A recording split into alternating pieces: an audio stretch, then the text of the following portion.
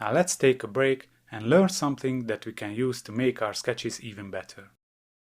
As you already know, you can create the illusion of depth on your drawing applying the rules of perspective. But there is another important tool in the hand of the artist called shading or rendering. Beyond the shape of a subject, the other important information for our brain to recognize its 3D volume are shadows.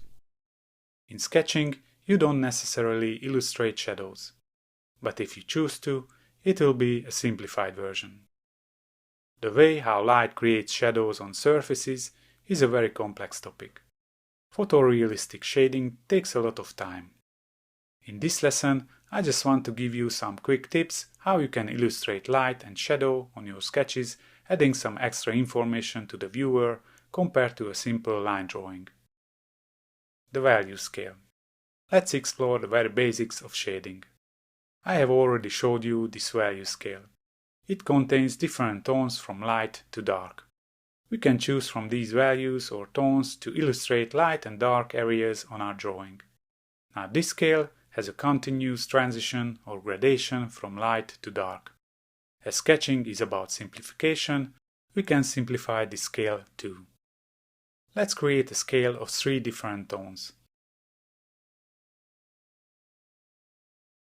I'm using the sandpaper to create a bigger shape on the tip of my pencil in order to shade faster. On the left, I leave the square white. On the right, I create a dark tone, applying big pressure on the paper. Note that this is a 2B pencil. I add several layers to this tone to make it as dark as possible.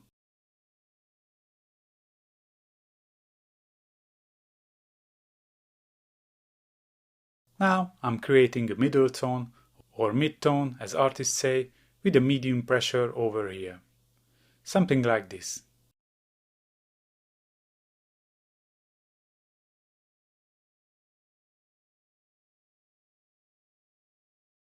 So we have a very simple 3-tone value scale. Well, one of them is the tone of the paper, so we have basically 2 different tones to work with. But it's perfectly fine for a simple sketch or study. You can also use brush pens to speed up the process. I have a light gray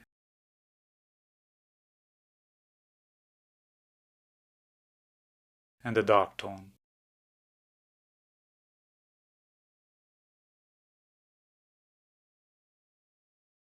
Or you can use another drawing technique called hatching. Hatching is about drawing parallel lines to create the illusion of a certain tone on the paper. In this method, I took the spacing smaller between strokes. You can also create different tones like this.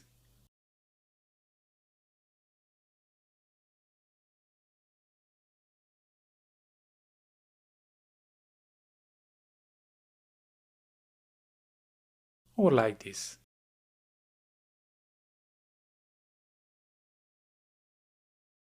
Actually, there are endless number of varieties to illustrate shadows on a drawing.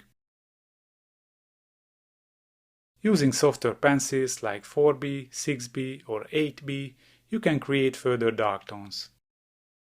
Let me extend the scale with an 8B pencil, for example.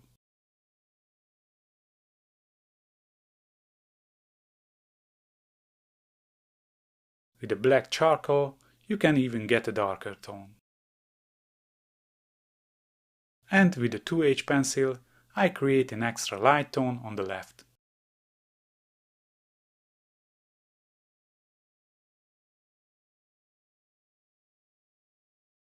So now I have 5 different tones to work with. This is out of the scope of this course, but if you are going after photorealism, you will need a wide range of value scale to create smooth gradation between tones. Light and dark.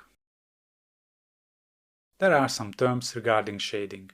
It's worth to know them because you will hear them all the time in tutorials. Let's see this sphere.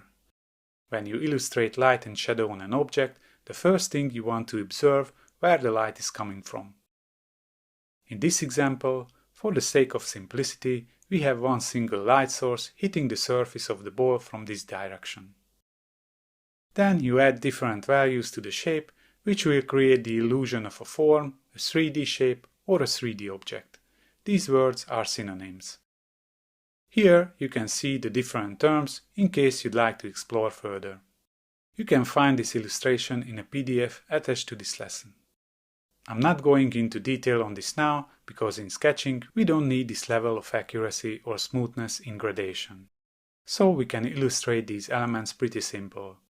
We just need to communicate clearly what is in light and what is in shadow. 2 or 3 different tones will be more than enough. They will clearly define the form. When we make our sketch from a reference photo, we just need to identify which shadows are essential to describe the object. Others can be ignored. In sketching, do not try to reproduce the photo. Remember, sketching is not about realism. It's about demonstrating something quickly. A quick tip. It's much easier to analyze shadows on a grayscale photo. Colors can be confusing, so if you are a beginner in shading, use grayscale photos or convert the colors to monochrome. Alright, now let's get back to sketching.